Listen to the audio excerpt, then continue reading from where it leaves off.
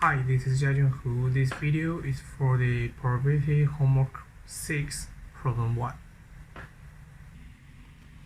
Okay, for this homework, we have the x and y have joint density function. This part in the middle is the fxy's function when the absolute value of x is smaller than 1 and the absolute value for y is also smaller than 1. The whole function is equal to 0 when the x and y in the other situation. So the first problem is that to find a so that the above defined is a valid joint density function. So according to the valid joint density functions properties, so we have the integral for the whole function must equal to 1. So we have this equation, and to make this equation valid, we have to we integral this twice, and we got the answer is 4 over a is equal to 1, so the a is equal to 4. So we have this final function here. And the second question is to ask us that are xy uncorrelated and show your answer. So for the correlated property, we have the expected value xy is equal to expected value x times expected value y. So we figure out these three first. So first, for the expected value xy, we have the formula that using the middle equation times the f equation, then just figure out the integral. So we have this, and the answer is 1 over 9. And for expected value x, the answer is 0 because there is no y in here. And for the expected value y, we have this because there is no x in here. So we got the value 1 over 9 and 0 and 0. So we can get it's easy to know that the expected value of xy is not equal to expected value x times expected value y. So the x and y is not uncorrelated and not independent. So we got the question 2 and question 3 at the same time.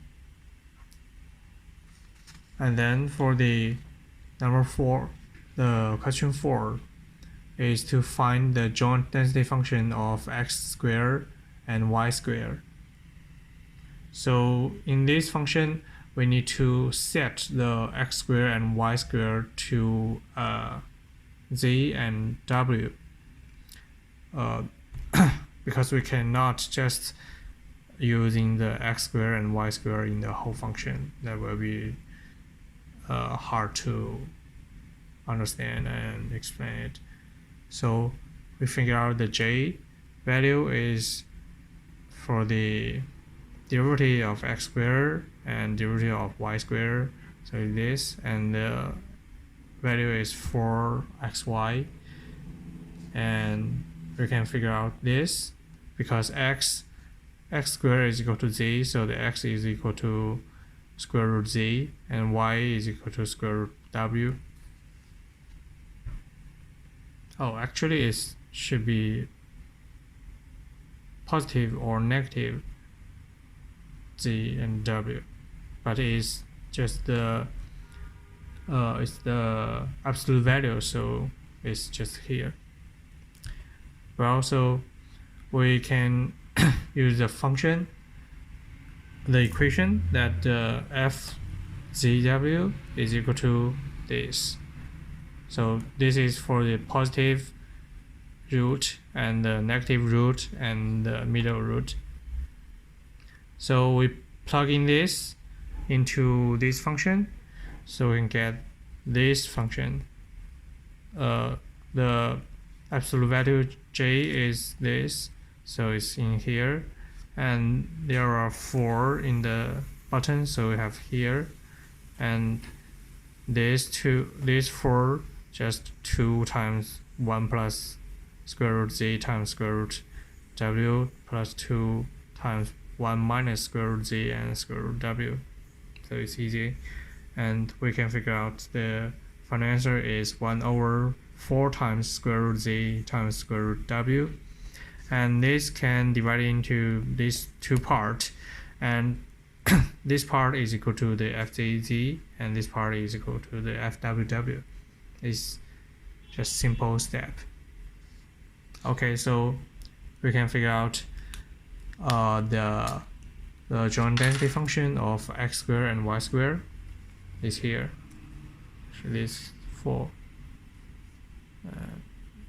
This is 5. So, and the question 5 is to prove or disprove that x squared and y squared are independent. So because the joint density function, this one, is equal to the fzz times fww, so the z and w are independent, which means the x squared and y squared are independent.